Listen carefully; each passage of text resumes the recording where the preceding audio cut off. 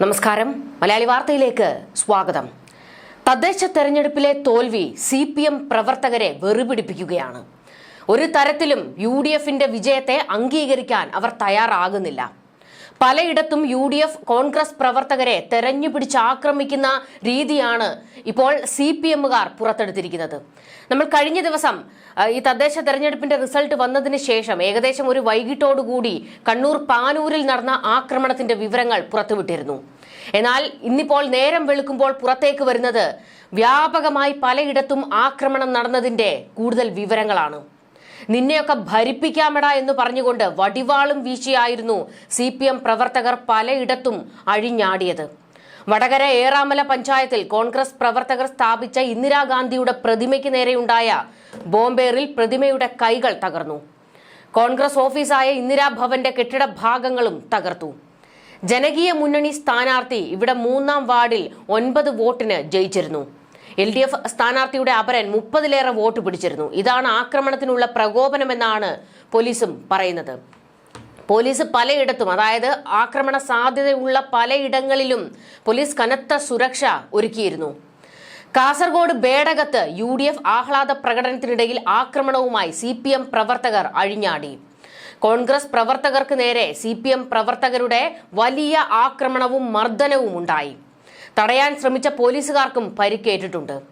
മാറി നിൽക്ക് പോലീസെ എന്നും പറഞ്ഞുകൊണ്ട് പോലീസുകാരെ തള്ളി മാറ്റുകയും വടിവാള് വീശുകയും ഒക്കെയായിരുന്നു. നെയ്യാറ്റിൻകരയിൽ CPM BJP സംഘർഷത്തിൽ 2 പേർക്ക് പരിക്കേറ്റു.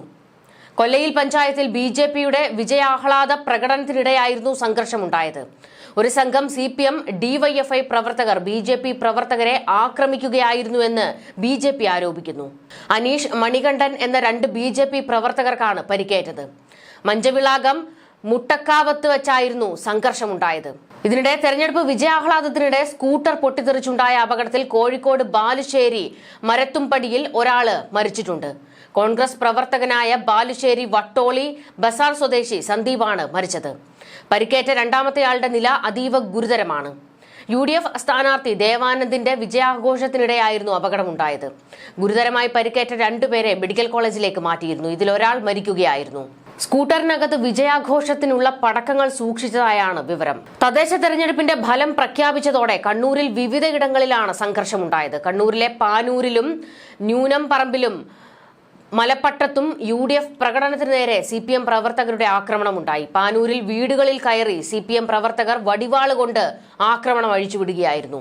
വടിവാളുമായി എത്തിയ CPM പ്രവർത്തകർ UDF പ്രവർത്തകന്റെ വീട്ടിലെത്തി കാറും ബൈക്കും ഒക്കെ വെട്ടിപ്പൊളിച്ച് കലി തീർത്തിട്ടാണ് പോയത്. പേടിച്ചു വിറച്ചുര മൂലയിലിരിക്കുന്ന UDF പ്രവർത്തകന് നേരെ വടിവാളും വീശി പാഞ്ഞടുക്കുകയായിരുന്നു ഈ CPM പ്രവർത്തകൻ. ഇതിന്റെ ദൃശ്യങ്ങൾ പുറത്തു വന്നിട്ടുണ്ട്.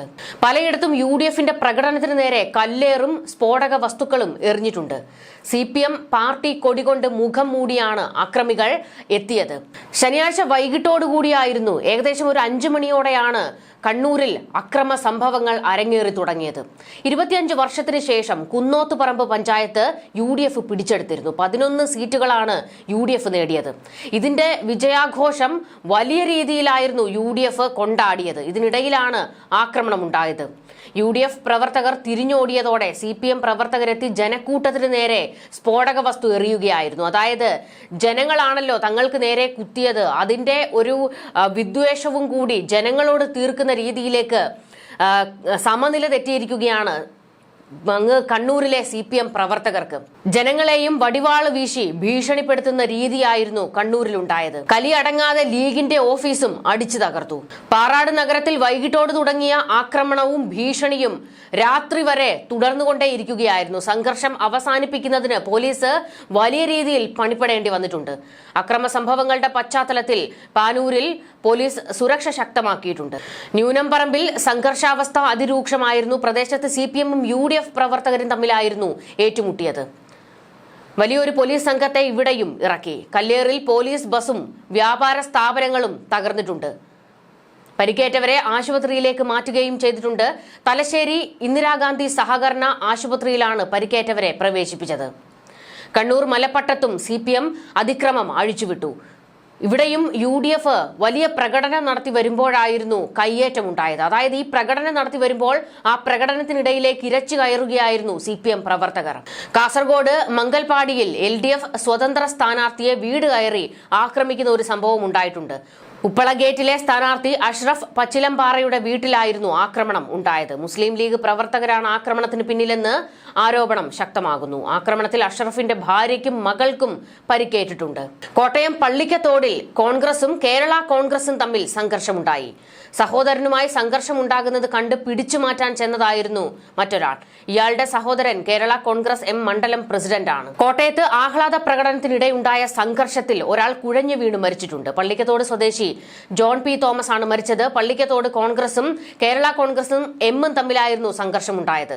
സഹോദരനുമായി സംഘർഷമുണ്ടാകുന്നത് കണ്ട് പിടിച്ചുമാറ്റാൻ ചെന്നതായിരുന്നു ഇയാളുടെ സഹോദരൻ കേരള കോൺഗ്രസ് M മണ്ഡലം പ്രസിഡന്റാണ്. CPM അഴിച്ചുവിട്ട ആക്രമണത്തിന്റെ പല ദൃശ്യങ്ങളും പുറത്തേക്ക് വന്നിട്ടുണ്ട്. ലീഗ് ഓഫീസിലേക്ക് സ്ഫോടക വസ്തുക്കൾ എടുത്തെറിയുന്നത് അതിന്റെ ദൃശ്യങ്ങൾ പുറത്തു വന്നിട്ടുണ്ട്. വീട് കയറി ആക്രമിക്കുന്നതിന്റെ ദൃശ്യങ്ങൾ പുറത്തു വന്നിട്ടുണ്ട്. ജനങ്ങൾക്ക് നേരെ വടിവാൾ ഭീഷണി ഉയർത്തുന്നതൊക്കെ തന്നെ അതിന്റെ എല്ലാം ദൃശ്യങ്ങൾ പുറത്തേക്ക് വന്നിട്ടുണ്ട്. ഈ CPMന് അതായത് കണ്ണൂരിലെ CPMന് സമനില തെറ്റിയിരിക്കുകയാണോ എന്നുള്ള ചോദ്യമാണ് ഇപ്പോൾ അതിശക്തമായി ഉയരുന്നത്. പ്രതിപക്ഷം ഇപ്പോൾ സർക്കാരിന് നേരെയും CPMന് നേരെയും വലിയ വിമർശനവുമായി രംഗത്ത് വന്നിട്ടുണ്ട്.